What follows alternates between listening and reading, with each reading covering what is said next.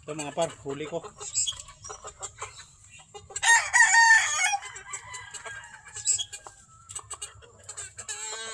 Ito yung pangalawa.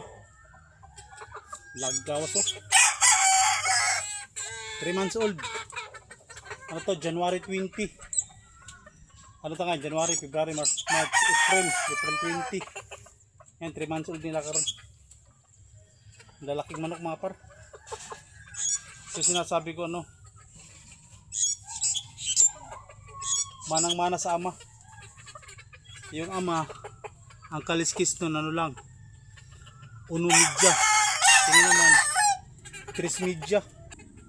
Yan mga paro.